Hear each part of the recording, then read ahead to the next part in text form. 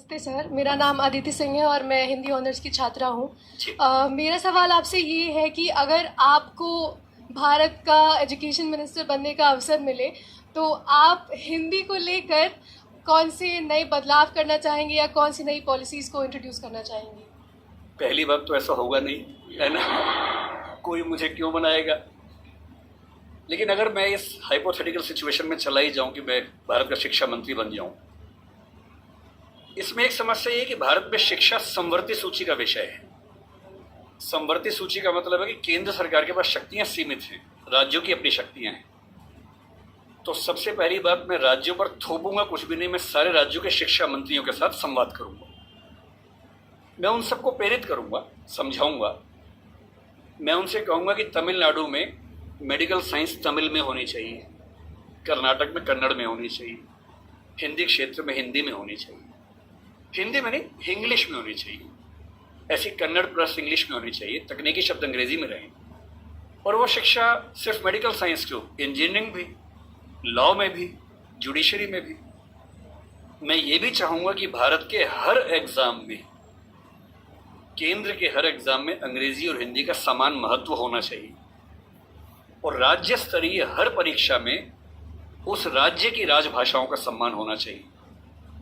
Maharashtra PCS में मराठी की भूमिका अंग्रेजी से कई गुना ज़्यादा होनी ही चाहिए, क्योंकि वहाँ के एसडीएम को, डीएसपी को मराठी लोगों से बातचीत करनी है। और यदि किसी राज्य में 2-3 राजभाषाएं हैं तो वहाँ की परीक्षा में उन दोनों तीनों राजभाषाओं की परीक्षा होनी चाहिए, ताकि वो व्यक्ति सेवाओं में आए जो उन भाषाओं को बोल सकता है। कुछ ऐसे प्रयास। और तीसरी बात, अभी हमें शिक्षा पर बजट हम बहुत कंजूसी से खर्च करते हैं। हमारा ज़्यादा बजट सेना पे खर्च होता है और चीज़ों पे होता है। मजबूरी वो भी है, सेना को हम नहीं छोड़ सकते, क्योंकि सुरक्षित होंगे तो पढ़ेंगे। अगर युद्ध हो गया, किताब फेंके तो मारेंगे नहीं, तो हमें ये हथियार चाहिए ही चाहिए, युद्ध तो करना ही पड़ सकता है। पर मैं चाहूँगा कि शिक्षा पर हमारा खर्च बढ़े। एक ऐसी हिंदी में समस्या क्या होती है, और ये हिंदी के साथ बाकी भारतीय भाषाओं में, आपको हर विषय में अच्छे अध्यापक ही नहीं मिलते हैं। अच्छे अध्यापक क्यों नहीं मिलते हैं? क्योंकि अच्छे कॉलेज ही नहीं है। अच्छे कॉलेज क्यों नहीं है? क्योंकि अच्छे शिक्षक पहले बने ही नहीं थे। अच्छे शिक्षक क्यों नहीं बने थे? क्योंकि उनको पता था कि नौकरी मिलेगी नहीं। अगर नौकरी इंग्लिश में ही मिलेगी तो लोग इंग्लिश मीडियम में ही पढ़ेंगे। इस बच्ची ने अभी भी कहा कि मैं अंग्रेजी माध्यम में, मुझे हिंदी ज़्यादा समझ में आती है। पर ये अंग्रेजी माध्यम में क्यों है? क्योंकि नौकरी का संकट है, एक मजबूरी है कि नौकरी इंग्लिश में मिलेगी। अगर भारत सरकार ठान ले और राज्यों की सरकारें ठान लें, अपनी अपनी भाषाओं में पढ़ाई लिखाई की संस्कृति को ठीक से विकसित करें। रामविलास शर्मा जी ने कहा था कि हर जिले में एक विश्वविद्यालय होना चाहिए अपनी भाषा में। आंध्र प्रदेश के हर जिले में एक तेलुगु विश्वविद्यालय हो, जो उस जिले की विशेषताओं को केंद्र में रखकर ज्ञान, विज्ञान, कौशल का विकास करता हो। ये हिंदी पट्टी में होना चाहिए। हर जिले में विश्वविद्यालय हो, छोटा ही हो, एक विश्वविद्यालय हो।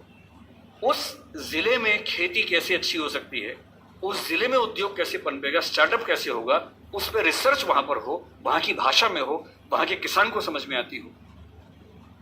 और देखिए, अनुवाद की दुनिया बड़ी समृद्ध हो चुकी है। आज से 4 साल पहले गूगल ट्रांसलेट करने पे हंसी आती थी।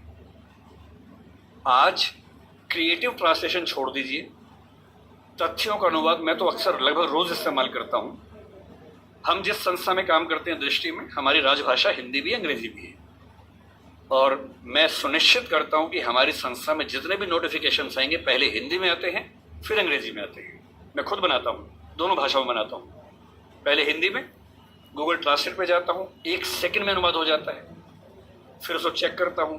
आश्चर्य आपको होगा कि पहले 40-50% सही होता था, आजकल 95-97% सही होता है। मुश्किल से 2 साल रुक जाइए, ये मामला 100% का होने वाला है। जिस दिन 100% का हो गया, उस दिन हिंदी वालों का ये बहाना खत्म हो जाएगा कि हिंदी में कंटेंट नहीं है। आपको अंग्रेजी का जो अखबार पढ़ना है, आज से 2 साल बाद पता क्या होगा? आप नेट पे जाएंगे, द हिंदू मान लीजिए पढ़ना है आपको, आप द हिंदू पे जाएंगे, नीचे क्या लिखा होगा, कौन सी भाषा में पढ़ेंगे, सारी भाषाओं के नाम होंगे, यहाँ तक कि स्पेनिश और फ्रेंच भी लिखा होगा। आप हिंदी क्लिक करेंगे, पूरा अखबार हिंदी में आएगा आपके सामने। फिर क्या बहाना बचता है? दुनिया की जो भी किताब पढ़नी है, एक टैबलेट आपके पास होगा या बुक रीडर होगा, दुनिया की जो किताब पढ़नी हो अपनी भाषा में आप पढ़ेंगे और अनुवाद की समस्या रत्ती भर नहीं होगी। मुश्किल से 5 से 10 साल के बाद ऐसी डिवाइसेस आ जाएंगी, ईयरफोन लगा होगा आपके कान में, आप जैसे मैं भी जब विदेश में जाता हूँ, जहाँ अंग्रेजी चलती है वहाँ दिक्कत नहीं आती।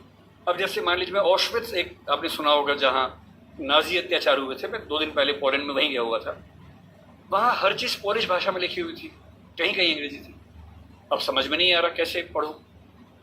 गूगल ट्रांसलेट पे जाके कैमरा ऑन करना है, लैंग्वेज में आपने कर दिया पॉलिश टू इंग्लिश, आप कैमरा जहाँ जहाँ ले जा रहे हैं पॉलिश इंग्लिश में कन्वर्ट होकर दिख रही है आपको, कोई समस्या ही नहीं है। वो सारी पॉलिश लिखी है, मैं सारा अंग्रेजी में पढ़ रहा हूँ, कहीं कहीं हिंदी में पढ़ रहा हूँ, सब कुछ हो चुका है। मुश्किल से 2-3 साल बाद क्या होगा, ऐसे हेडफोन्स और माइक आ जाएंगे, आप अपने कंप्यूटर से या फ़ोन से कनेक्टेड हैं, एक पॉलिश व्यक्ति या मान लीजिए डच व्यक्ति आपसे बात कर रहा है नीदरलैंड्स का, उसको केवल डच आती है, मुझे केवल हिंदी आती है। मैंने अपने फ़ोन में डच से हिंदी सेट कर दिया, उसने अपने फ़ोन में हिंदी से डच सेट कर दिया, वो डच बोल रहा है, मेरे हेडफोन में जो माइक है वो उसको सुन रहा है, कंप्यूटर कनेक्टेड है, फ़ोन कनेक्टेड है, मेरा फ़ोन तुरंत उसको हिंदी में कन्वर्ट करके मुझे हिंदी में सुना रहा है। मैं हिंदी बोल रहा हूँ, उसे डच में सुन रहा है। और ये मैक्सिमम अगले 5 साल का मामला है। 5 साल बाद बेबीलोन की मीनार बन जाएगी। 5 साल बाद आप दुनिया की किसी भी भाषा के साहित्य को, साहित्य में थोड़ी दिक्कत आ सकती है, ज्ञान विज्ञान की बात कर लेते हैं, किसी भी भाषा के ज्ञान विज्ञान को आसानी से पढ़ सकेंगे। अगर मैं शिक्षा मंत्री बन गया, जो कि मैं नहीं बनूंगा, मैं जानता हूं, क्योंकि लोग क्लिप काट के चलाएंगे कि देखो बनना चाह रहा है ना। अगर ऐसा कभी हुआ तो मैं सुनिश्चित करूंगा भारत के हर विश्वविद्यालय में हर ज्ञान की चीज हर भाषा में उपलब्ध हो।